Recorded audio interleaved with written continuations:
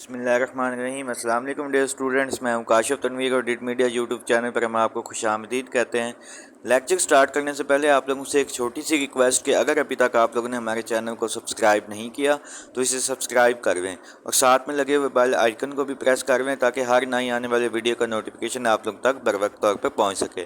چلیں اسٹریٹ وے ہم اپنے ٹاپک کی طرف چلتے ہیں۔ تو ٹاپک ہمارا جو تھا، ہم نے لاسٹ ٹائم ذوالفقار علی بھٹو کی ایرا کو ہم نے سٹارٹ کیا ہوتا جو کہ 1971 سے 1977 تک جاری رہتا ہے۔ تو بیسیکلی ہم ریفارمز آف ذوالفقار علی بھٹو کو ڈسکس کر رہے تھے۔ کل ہم نے مثال ان کی مطلب کہ خاص طور پہ انڈسٹریل ریفارمز کو بھی ہم نے ڈسکس کیا، تو آگے ہم ان کی ریفارمز کے بارے میں ڈسکس کریں گے۔ ایگریکلچرل ریفارمز بھی انہوں نے کچھ کی تھی، کیونکہ یہ بات ڈے اسٹوڈنٹس آپ کو پتہ ہوگی کہ ایگریکلچر جو ہے خاص طور پہ پاکستان کی بیک بون ہے، تو اسی وجہ سے اگر پاکستان کو آپ ترقی کرتے ہوئے دیکھنا چاہتے ہیں تو اس کے لیے ضروری ہے کہ ایگریکلچرل سیٹ اپ کو امپروو کیا جا سکے۔ یہی کام مارچ 1972 کے اندر ذوالفقار علی بھٹو نے کیا۔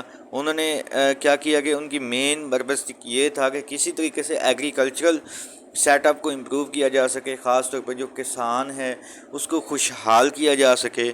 اور اس کے علاوہ جو تھا، انہوں نے پراپرلی آپ کہہ سکتے ہیں کہ لینڈ بھی پہلے یہ ہوتا تھا کہ ان لمیٹڈ لینڈز کچھ لینڈ لارڈس نے اپنے پاس رکھی ہوئی تھی، لیکن انہوں نے ایک متعین حد کر دی تھی۔ انہوں نے کہا تھا کہ 150 ایکڑ جو کینال ہے وہ آپ اریگیشن کے لیے رکھ سکتے ہیں، 300 ایکڑ آف رین فیڈ لینڈ، کہ اس سے زیادہ آپ جو ہے 150 ایکڑ نہری اور 300 ایکڑ آپ یہ کہہ سکتے ہیں کہ برانی زمین، اس سے زیادہ جو ہے لینڈ آپ اپنے پاس نہیں رکھ سکتے۔ ایک انہوں نے آپ یہ کہہ سکتے ہیں کہ لینڈ لارڈس کے اوپر ایک حد مقرر کر دی تھی۔ اس کے علاوہ جو خاص طور پہ مزارعین ہوتے تھے جو کہ کسی لینڈ لارڈ کے پاس کام کرتے تھے، ان کی زمین کو مطلب اریگیشن کرتے تھے، تو ان کے لیے بھی پراپرلی انہوں نے ایک وہ کر دیا تھا کہ حد مقرر کر دی تھی کہ آپ جو ہے ان کو آپ کا جو پروفٹ ہوتا ہے، اینول پروفٹ ہوتا ہے، آپ اس پروفٹ کے اندر سے ان کو بھی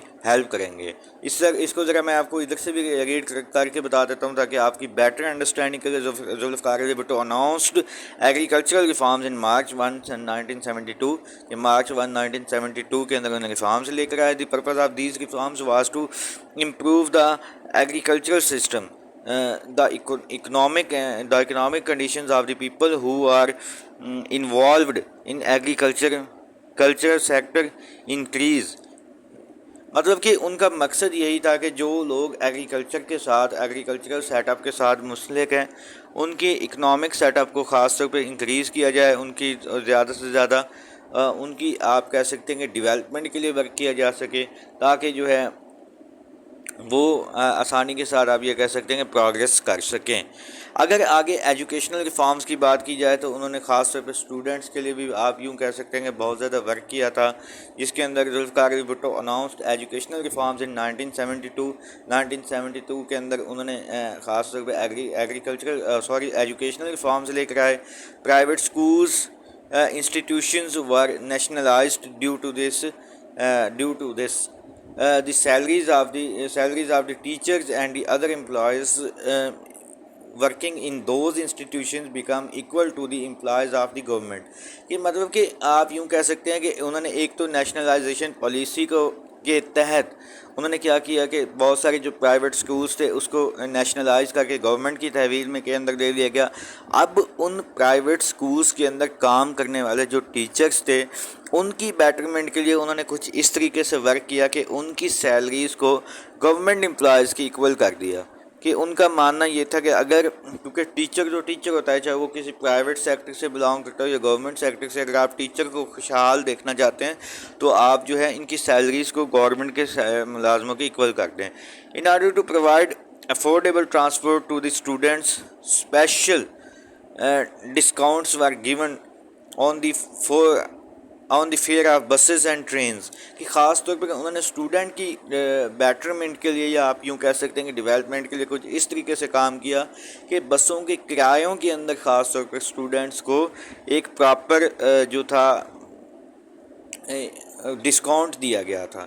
دس significant increased the number of students in educational institutions. اس سے کیا ہوا کہ صاحب جب اسٹوڈنٹس کی بیٹرمنٹ کے لیے انہوں نے کام کیا، ڈیولپمنٹ کے لیے کام کیا، تو اس سے اسکولوں کے اندر اسٹوڈنٹ کی تعداد کے اندر اضافہ ہو گیا تھا. Student scholarship are increased. Student کی اسکالرشپ زیادہ سے زیادہ میکسیمم اسکالرشپس پرووائڈ کیے گئے. Many universities was established in 1974. Allama Iqbal Open University formally People's Open University was established in Islamabad, which provided opportunities for students to acquire education through distance learning. کہ مطلب کہ انہوں نے اسٹوڈنٹ کی ڈیولپمنٹ کے لیے کچھ اس طرح سے بھی کام کیا گیا کہ جیسے 1974 کے اندر علامہ اقبال اوپن یونیورسٹی، جس کا پرانا نام پیپلز اوپن یونیورسٹی کا قائم کیا. اس کا مقصد یہ تھا کہ وہ اسٹوڈنٹ جو جاب کرتے ہیں یا کسی وجہ سے ریگولر کلاسز اٹینڈ نہیں کر سکتے تھے، وہ آن لائن ان کو بکس پرووائڈ کر دی جاتی تھی.